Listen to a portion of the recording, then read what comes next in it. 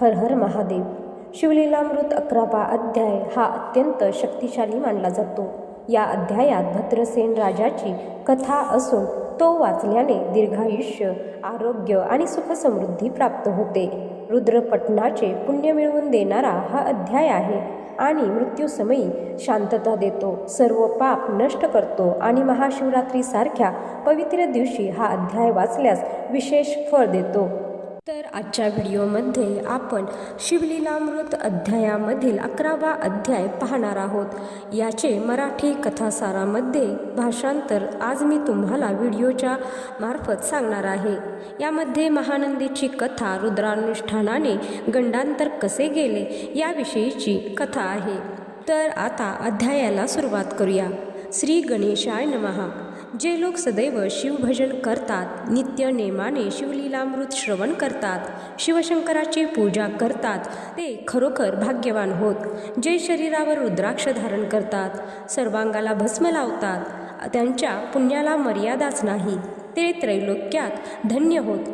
जे 1000 रुद्राक्ष धारण करतात, त्यांना इंद्रादी देव वंदन करतात, ते साक्षात शंकरच मानावेत. त्यांचे दर्शन घेणारे जीव उद्धरून जातात. दंडावर, मनगटावर, मस्तकावर, गळ्यात रुद्राक्ष धारण करावेत. त्यावरून स्नान केले असता त्रिवेणी संगमात स्नान केल्याचे पुण्य मिळते. गळ्यात 108 रुद्राक्षांची माळ घालावी. एकमुखी रुद्राक्षाची पूजा केली असता मोठे भाग्य प्राप्त होते. पंचमुखी, षण्मुखी, चतुर्दशमुखी रुद्राक्ष ऐश्वर्य देणारे आहेत. रुद्राक्ष माळेने जप केला असता तो सफल ठरतो. रुद्राक्ष पूजा ही शिवपूजा समजावी. रुद्राक्षाचे महात्म्य फार मोठे आहे. याविषयी एक प्राचीन कथा आहे, ती आज मी तुम्हाला सांगणार आहे. ती सावध चित्ताने ऐका. पूर्वी काश्मीर देशात भद्रसेन नावाचा एक थोर राजा राज्य करत होता. तो अत्यंत न्यायमार्गाने राज्य करीत असे, त्यामुळे त्याची प्रजा सदैव संतुष्ट असे. त्या राजाचा प्रधानसुद्धा अत्यंत चतुर, पंडित व विवेकी होता. भद्रसेन राजाला एक मुलगा होता. त्याचे नाव होते सुधर्म. प्रधानाच्या मुलाचे नाव होते तारक. ते दोघेही मुलगे जन्मताच थोर शिवभक्त होते. अगदी लहानपणापासूनच ते दोघेही वैराग्यशील होते. अमंगलाची त्यांना नावड होती. 5 वर्षाचे असताना त्यांना वैराग्य आले. त्यांना सुवर्णाधिकांचे अलंकार किंवा भरजरी वस्त्रे आवडत नव्हती. ते शरीरावर रुद्राक्ष धारण करीत, सर्वांगाला भस्म लावीत, सदैव एकांतात बसून शिवध्यान करीत असत. शिवलीला ऐकण्यात अगदी तन्मय होत असत. त्यांना सर्व प्रकारचे शिक्षण मिळाले होते, तरी त्यांनी आपले वैराग्य व्रत सोडले नव्हते. त्यामुळे राजाला व प्रधानाला मोठी काळजी लागली होती. त्यांनी त्या दोघांना समजविण्याचा खूप प्रयत्न केला, पण काही उपयोग झाला नाही. त्या दोघांना शिक्षा केली, पण त्यांनी आपले शिवव्रत सोडले नाही. एके दिवशी पराशर ऋषी काश्मीरला आले. ते पराशर वेदव्यासांचे वडील, वसिष्ठांचे नातू. ते त्रिकालज्ञानी होते. एकदा त्यांनी राक्षस यज्ञ करून ऋषी मुनींना पीडा देणाऱ्या राक्षसांना जाळून टाकले होते. शेवटी पुलस्ती मुनींनी तो यज्ञ थांबविला, म्हणून तर रावणादी राक्षस वाचले. असे हे महापराक्रमी महाज्ञानी ऋषी आपल्या राज्यात आल्याचे समजताच राजा भद्रसेन प्रधानासह त्यांना भेटावयास गेले. पराशरांना त्यांनी मोठ्या सन्मानाने आपल्या राजवाड्यात आणले. त्यांची यथासांग पूजा केली. त्यांना दिव्य वस्त्रालंकार अर्पण केले. मग राजा हात जोडून म्हणाला, मुनिवर्य, आमच्या या 2 मुलांना राजविलास मुळीच आवडत नाही. हे अगदी विरक्त झाले आहेत. रुद्राक्षावर व भस्मावर यांची फार प्रीती आहे. यांना दिव्य वस्त्रालंकार आवडत नाहीत. हत्ती घोड्यावर बसायला आवडत नाही. हे दोघे रात्रंदिन शिवध्यानातच रमलेले असतात. अशा परिस्थितीत हे पुढे राज्यकारभार कसा काय करणार याची आम्हाला मोठी काळजी वाटते. पराशरांनी त्या 2 मुलांच्याकडे निरखून पाहिले. ते सूर्यचंद्रासारखे अत्यंत तेजस्वी दिसत होते. पराशरांनी क्षणभर विचार केला व राजाला म्हटले, हे दोघे असे विरक्त का झाले? हे दोघे शिवभक्त का झाले व यांना रुद्राक्ष व भस्म का आवडते हे मी सांगतो. लक्षपूर्वक ऐक. खूप वर्षापूर्वी काश्मीर देशातील महापट्टणम नंदीग्रामात महानंदा नावाची एक गणिका राहत होती. अप्सरांनी सुद्धा हेवा करावा असे तिचे रूप लावण्य होते. तिचे वैभव तर एखाद्या राजा महाराजाला लाजवेल असे होते. तिच्याजवळ असंख्य हत्ती घोडे होते. रत्न सुवर्णादींनी तिची भांडारे भरलेली होती. असंख्य दासदासी तिची तत्परतेने मनोभावे सेवा करीत असत. तिचे नृत्य कौशल्य पाहून राजे लोक माना डोलवीत. तिच्या गीत गायनाचे सूर ऐकताच यक्ष गंधर्व किन्नर तटस्थ होत. तिच्या भोग सुखाची इच्छा धरून देशीचे राजे तिच्याकडे येत असत. महानंदा वैश्या असली तरी पतिव्रता होती. तिच्याकडे येणाऱ्या पुरुषांचा दिवस पूर्ण झाल्याशिवाय ती साक्षात इंद्राला सुद्धा वश होत नसे. ती मोठी दानशूर दयाळू उदार होती. सोमवार शिवरात्री प्रदोष व्रत ती अगदी नेमाने निष्ठेने करीत असे. ती अन्नछत्र चालवीत असे. ती थोर शिवभक्त होती. ती नित्य 1,00,000 बिल्वदलांनी शिवपूजन करीत असे. ब्राह्मणांकरवी शंकराला अभिषेक करीत असे. श्रावणात ती कोटी शिवलिंगांची पूजा करीत असे. तिच्याकडे येणारा एकही याचक रिकाम्या हाती परत जात नसे. त्या महानंदेने आपल्या घरी कुक्कुट मरकट म्हणजेच कोंबडा व माकड पाळले होते. तिने त्यांच्या गळ्यात रुद्राक्ष बांधले होते. ती त्यांना आपल्या नृत्यशाळेत नृत्य शिकवित असे. त्या नृत्यशाळेत तिने शिवलिंगाची स्थापना केली होती. त्या शिवलिंगासमोरच तिने कुक्कुट मरकटांना बांधले होते. ती शिवलीला पुराण श्रवण करू लागली की ती दोघे ऐकत असत. महानंदा आपल्या हातांनी त्यांना विभूती म्हणजेच भस्म लावित असे. अशा प्रकारे महानंदेच्या सहवासाने त्या कुक्कुट मरकटांनाही शिवभजन घडत असे. एके दिवशी महानंदेची सत्वपरीक्षा पाहण्यासाठी भगवान शंकर सौदागराचे रूप धारण करून महानंदेच्या घरी आले. त्या सौदागराचे रूप पाहून महानंदा आश्चर्यचकित झाली. मदनासारखा असा सुंदर पुरुष आजपर्यंत तिच्याकडे आलेला नव्हता. तिने त्या सौदागराला रत्नमंजकावर बसविले. मोठ्या प्रेमाने तिने त्याची पूजा केली. त्या सौदागराच्या हातात पृथ्वी मोलाचे एक दिव्य कंकण होते. महानंदा त्या कंकणाकडे नुसती पाहतच राहिली. अशी स्वर्गीय वस्तू तिने आजपर्यंत कधी पाहिलीच नव्हती. तिच्या मनात ही भावना पाहून सौदागराने ते कंकण काढून महानंदेच्या हातात घातले. महानंदेला अतिशय आनंद झाला. ती सौदागराला म्हणाली, पृथ्वी मोलाचे हे कंकण आपण मला दिलेत. मी ही 32 लक्षणी पद्मिनी आहे. तेव्हा आजपासून 3 दिवस मी तुमची दासी झाली आहे. तुम्ही माझा स्वीकार करा. आता 3 दिवस फक्त तुमचीच मी आहे. 3 दिवस मी पातिव्रत्य सांभाळीन. मग सौदागराने एक दिव्य शिवलिंग काढले. त्याचे तेज सूर्य तेजाहूनही अधिक होते. ते लिंग पाहताच महानंदा शिवभजन करू लागली. तिने त्या शिवलिंगाला भक्तिभावाने वंदन केले. त्यावेळी सौदागर महानंदेला म्हणाला, हे लिंग जपून ठेव. हे लिंग म्हणजे माझे प्रत्यक्ष प्राण आहेत. हे लिंग भंग पावले किंवा जळाले तर मी अग्निप्रवेश करीन. माझे हे अत्यंत कठोर व्रत आहे. महानंदेने ते लिंग नृत्यशाळेत नेऊन ठेवले. मग सौदागर व महानंदा रत्नखचित मंचकावर झोपले. महानंदेची सत्वपरीक्षा पाहण्याचे शंकरांनी ठरविले. त्यांच्याच आज्ञेने नृत्यशाळेला एकाएकी आग लागली. वारा वाहू लागला आणि बघता बघता आग सर्वत्र पसरली. उठ उठ लवकर, नृत्यशाळेला आग लागली आहे असे म्हणून शंकरांनी महानंदेला जागे केले. महानंदा घाबरून उठली. अग्नीच्या ज्वाळा सगळीकडे पसरत होत्या. तशाही परिस्थितीत महानंदेने धावत जाऊन कुक्कुट मरकटांना सोडून दिले. ते दोघे वनात पळून गेले. सगळी नृत्यशाळा जळून भस्म झाली. अग्नी शांत झाला तेव्हा सौदागर महानंदेला म्हणाला, माझे दिव्य लिंग कुठे आहे? सौदागराने असे विचारताच महानंदा भयंकर घाबरली. ती छाती बडवून रडू लागली. ते नृत्यशाळेत ठेवलेले दिव्य लिंग जळून गेले होते. तेव्हा सौदागर म्हणाला, नेमाचा आजचा दुसरा दिवस आहे. माझे लिंग जळून भस्म झाले आहे. आता लिंगासाठी मी माझे प्राण देतो असे म्हणून त्याने अग्नी पेटविला आणि ओम नमः शिवाय असे म्हणून त्याने त्या अग्नीत उडी घेतली. सौदागराने अग्निप्रवेश करताच दुःखी झालेल्या महानंदेने सती जाण्याचा निश्चय केला. तिने आपली सगळी संपत्ती ब्राह्मणांना दान केली. आपली अश्वशाळा, गजशाळा, घर या सर्वांचे दान केले. तिने स्नान करून भस्म लाविले, शरीरावर रुद्राक्ष धारण केले, अंतःकरणात भगवान सदाशिवांचे ध्यान केले व हर हर महादेव ओम नमः शिवाय असे म्हणून त्याच अग्नीत उडी टाकली. त्याच क्षणी त्या अग्नीतून भगवान शंकर प्रकट झाले. कर्पूर गौर, गंगाधर, त्रिशूलधारी, नीलकंठ, गजचर्मधारी, शशी शेखर, पंचामोक असे भगवान शंकर त्या अग्नीतून प्रगट झाले. त्यांनी आपल्या 10 हातांनी महानंदेला त्या अग्नीत वरचेवर झेलले होते. ते स्मितहास्य करीत महानंदेला म्हणाले, महानंदे, मीच सौदागराचे रूप धारण करून तुझी परीक्षा पाहिली होती.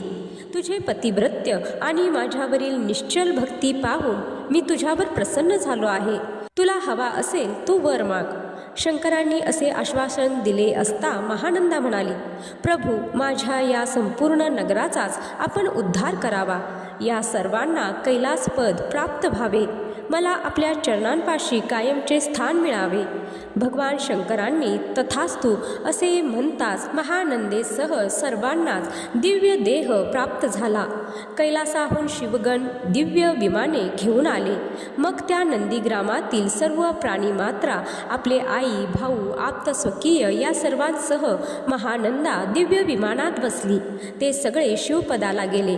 जेथे आधी व्याधी, क्षुधा, तृष्णा नाही, जेथे काम, क्रोध इत्यादींचा त्रास नाही, जेथे कल्पवृक्षांची वनराई आहे, जेथे कामधेनूची खिल्लारे आहेत, जेथे अमृताची सरोवरे आहेत व जेथे चिंतामणीची घरे आहेत, अशा अविनाशी शिवपदाला महानंदा गेली. तर आता पाहूया रुद्रानुष्ठानाने गंडांतर कसे गेले. तर महानंदेची कथा ऐकून भद्रसेन राजाला अतिशय आनंद झाला. मग हात जोडून तो पराशरांना म्हणाला, मुनिवर्य, आता आमच्या या 2 मुलांविषयी सांगा. हे असे विरक्त कशामुळे झाले आहेत? हे सतत शिवभजनात दंग असतात, अंगाला भस्म लावतात, रुद्राक्ष धारण करतात. हे कशामुळे? यांचे भवितव्य काय? भद्रसेनाने असे विचारला असता पराशर म्हणाले, हे भद्रसेना, हे दोन्ही कुमार पूर्वजन्मी महानंदेचे कुक्कुट मर्कट होते. त्यांच्या गळ्यात रुद्राक्ष बांधलेले असत, शरीराला भस्म लावले जात असे व त्या दोघांना नित्य शिवलीला ऐकावयास मिळत असे. त्या पूर्वपुण्याईमुळेच ते कुक्कुट मर्कट आता सुधर्म व तारक म्हणून जन्मास आले आहेत. हे पुढे उत्तम प्रकारे राज्य करतील, शिवभक्तीमुळे तुमचा उद्धार करतील, सगळ्या प्रजेला शिवभजनाला लावतील. पराशरांच्या या उत्तराने राजा भद्रसेनाला व प्रधानाला अतिशय आनंद झाला. त्यांनी पराशरांच्या पायावर लोटांगण घातले. मग राजाने पराशरांना विचारले, मला हा एकुलता एक मुलगा शिवकृपेने झालेला आहे. तुम्हा या मुलाला आयुष्य किती आहे ते कृपा करून सांगा. राजाने असे विचारले असता पराशरांनी क्षणभर मौन धारण केले. थोडा विचार केला. मग ते राजाला म्हणाले, राजा, मी आत्ता सांगतो ते अत्यंत कटू असले तरी सत्य आहे आणि ते ऐकून तुम्ही सर्व दुःख सागरात बुडून जाल याची मला कल्पना आहे. परंतु सत्य काय आहे हे सांगितलेच पाहिजे, नाहीतर माझ्या ज्ञानाला कमीपणा येईल, माझ्या साधनेला दोष लागेल. तुझा हा मुलगा अल्पायुषी आहे. तुझ्या या पुत्राला 12 वर्ष झाली आहेत. आजपासून 7व्या दिवशी तुझ्या पुत्राला मृत्यू येईल. पराशरांचे हे शब्द भद्रसेनाला वज्राघातासारखे वाटले. ते शब्द ऐकताच तो बेशुद्ध पडला. थोड्या वेळाने शुद्धीवर आल्यावर तो गडाबडा लोळत शोक करू लागला. पराशरांची ती भविष्यवाणी ऐकून राजघराण्यातले सगळे लोक शोकसागरात बुडून गेले. त्यांचा तो शोक पाहून पराशरांना दया आली. ते भद्रसेनाला समजावीत म्हणाले, राजा, असा धीर सोडू नकोस. तूच धीर सोडलास तर प्रजा काय करेल? अरे, जेव्हा काहीच नव्हते तेव्हा सगळे ब्रह्मांड शिवाने व्यापलेले होते. मग त्या शिवाच्याच इच्छेने ही सृष्टी निर्माण झाली. ब्रह्मदेवाने विश्व निर्माण करावे यासाठी स्वतः शंकरांनीच ब्रह्मदेवाला 4 वेदांचा उपदेश केला. या 4 वेदांचे सार म्हणून रुद्राध्याय. हा रुद्राध्याय म्हणजे प्रत्यक्ष मीच आहे असे स्वतः शंकरांनीच सांगितले आहे. या रुद्राध्यायाचे जे कोणी भक्तिभावाने परमश्रद्धेने पठण श्रवण करतील त्यांच्या दर्शनाने इतर लोक उद्धरून जातील. हा रुद्राध्याय शंकरांनी ब्रह्मदेवांना सांगितला. ब्रह्मदेवांनी इतर ऋषींच्या मुखाने पृथ्वीवर आणला. या रुद्राध्यायाचे जो मनपूर्वक पठन करतो त्याच्या दर्शनाने तीर्थक्षेत्रे अधिक पवित्र होतात. स्वर्गातील देवसुद्धा अशा व्यक्तीचे दर्शन घेण्यास येतात. रुद्राचे महात्म्य फार मोठे आहे. हा रुद्राध्याय पृथ्वीवर आला असता यमदूतांना येथे काही कामच उरले नाही. आता यमपुरी ओस पडेल या भीतीने यमाने पृथ्वीवर नास्तिकता, अंधश्रद्धा, अभक्ती यांना पृथ्वीवर पाठविले. त्यामुळे लोक शिवाचा द्वेष करू लागले व मृत्यूनंतर नरकात पडू लागले. यमाने आपल्या सेवकांना आज्ञा केली, पृथ्वीवर जे शंकरांचा द्वेष करतील त्यांना अल्पायुषी करा व नरकात टाका. जे शिव विष्णू यात भेद करतील त्यांनाही नरकात टाका. ज्यांना रुद्राध्याय आवडत नाही त्यांनाही कुंभीपाकात फेका. परंतु जे रुद्राध्यायाचे भक्तिभावाने परमश्रद्धेने पारायण करतील त्यांना दीर्घायुषी करा. म्हणून हे राजा, तू धीर सोडू नकोस. मी तुला एक उपाय सांगतो, तो तू केल्यास तुझ्या पुत्राचे आयुष्य वाढेल, गंडांतर टळेल. यासाठी भगवान शंकरांवर 10,000 रुद्रावर्तनांची अभिषेक कर. 100 घटांची स्थापना कर. त्यात दिव्य वृक्षांची पाने ठेव व ते जल अभिमंत्रित करून त्याने मुलांवर सिंचन कर. नित्य 10,000 रुद्रावर्तने कर. पराशरांनी असे सांगितले असता भद्रसेन राजाने विद्वान ब्राह्मणांना बोलावून रुद्रानुष्ठान सुरू केले. असे होता होता 7वा दिवस उजडला. विद्वान पवित्र ब्राह्मणांकरवी अनुष्ठान चालूच होते. 7व्या दिवशी सूर्य मध्यावर आला असता राजपुत्र सुधर्म एकाएकी जमिनीवर कोसळला. त्याची शुद्ध गेली होती. राजा घाबरला. तेव्हा पराशरांनी राजपुत्रावर रुद्रोदक शिंपडले. थोड्या वेळाने राजपुत्र शुद्धीवर आला. तो उठून बसला. ते पाहून भद्रसेनाच्या डोळ्यातून आनंदाश्रू वाहू लागले. पराशर म्हणाले, राजा, आपण जिंकलो. तुझ्या मुलाचा मृत्यू योग टळला, गंडांतर गेले. मग त्यांनी सुधर्माला विचारले, बाळा, काय झाले ते तुला काही आठवते का? तेव्हा सुधर्म सांगू लागला, एक महाभयंकर काळा पुरुष मला घेऊन जात असता 4 दिव्य पुरुष धावत आले. ते चौघेही भगवान शंकरांसारखेच दिसत होते. त्यांनी त्या काळपुरुषाला पकडून मारावयास सुरुवात केली. त्या दिव्य पुरुषांनीच माझी सुटका केली. हे ऐकताच राजा भद्रसेन भगवान शंकरांचा जय जयकार करू लागला. नगरात सगळीकडे आनंदोत्सव सुरू झाला. राजाने अमाप दानधर्म केला. ब्राह्मणांना उत्तम भोजन दिले. त्यांना विपुल दक्षिणा दिल्या. सर्व ब्राह्मणांनी आशीर्वाद दिले. त्यावेळी एक अद्भुत घटना घडली. एकाएकी नारद मुनी तेथे आले. नारदांना पाहताच भद्रसेन आपल्या अमात्यासह व सर्व ब्राह्मणांसह नारद मुनींना सामोरे गेला. यज्ञकुंडातील तिन्ही अग्नी उठून उभे राहिले. राजाने नारदांची यथाविधी पूजा केली. मग राजाने विचारले, देवर्षी, आपण अवघ्या त्रैलोक्यात संचार करता, तेव्हा आपणास काही अपूर्वसे आढळले का? नारद मुनी म्हणाले, मी येत असता वाटेत 4 शिवदूत मला दिसले. तुझ्या पुत्राच्या रक्षणासाठी भगवान शंकरांनी वीरभद्राला पाठविले. वीरभद्राने यमाला सांगितले, तू भद्रसेनाच्या पुत्राला कोणाच्या आज्ञेने नेत होतास? त्याला तर 10,000 वर्षे आयुष्य आहे. तो सार्वभौम राजा होणार आहे. असे असताना तू त्याला कसे आणलेस? तुला समजत नाही का? तू आपल्या मर्यादा का सोडल्यास? मग यमाने चित्रगुप्ताला खुलासा विचारला. तेव्हा चित्रगुप्ताने राजपुत्राची पत्रिका काढून पाहिली. तो त्यात 12 वर्ष आयुष्य लिहिले होते. मोठेच गंडांतर होते. परंतु मोठ्या पुण्याईने व रुद्रानुष्ठानाने ते गंडांतर चुकून हा 10,000 वर्ष राज्य करील असे लिहिले गेले. मग यमाने भगवान शंकरांची क्षमा मागितली. नारदांनी असे सांगितले असता राजाने त्यांच्या पायावर लोळण घेतले व आणखी 10,000 रुद्रानुष्ठाने केली. नारद मुनी निघून गेले. राजाने पराशरादींना विपुल सुवर्ण धन देऊन त्यांची पाठवणी केली. काही दिवसांनी भद्रसेनाने आपल्या सुधर्म या राजपुत्राला राज्यावर बसविले. प्रधानाच्या पुत्राला तारकाला युवराजपद दिले. मग राजा भद्रसेन आपल्या प्रधानासह तपोवनात निघून गेला. तेथे शिवानुष्ठान केल्याने भगवान शंकर प्रसन्न झाले. शेवटी राजा व प्रधान कैलासाहून आलेल्या दिव्य विमानात बसून शिवपदाला गेले.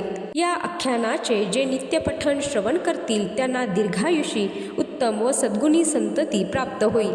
या आख्यानाच्या श्रवणाने 1000 गोदानाचे पुण्य मिळेल. सर्व पातके जळून भस्म होतील। या 11व्या अध्यायाचे त्रिकाल पठन श्रवण केले असता महागंडांतरे दूर होऊन जातील।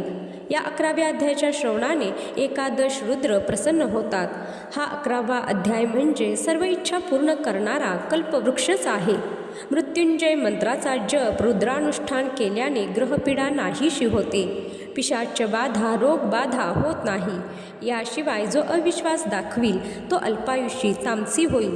या अध्यायाची जो निंदा करील त्याला जन्म देणारी माता वांझोटी झाली असे समजावे। अशा माणसाला स्पर्शसुद्धा करू नये, अशा माणसाच्या घरी जाऊ नये, त्याला आपल्या घरी आणू नये। अशा माणसाच्या पंक्तीला जो बसतो तो अन्न खात नाही तर तो विष खातो। हे शिवलीलामृत नित्यनियमाने पठण श्रवण करावे।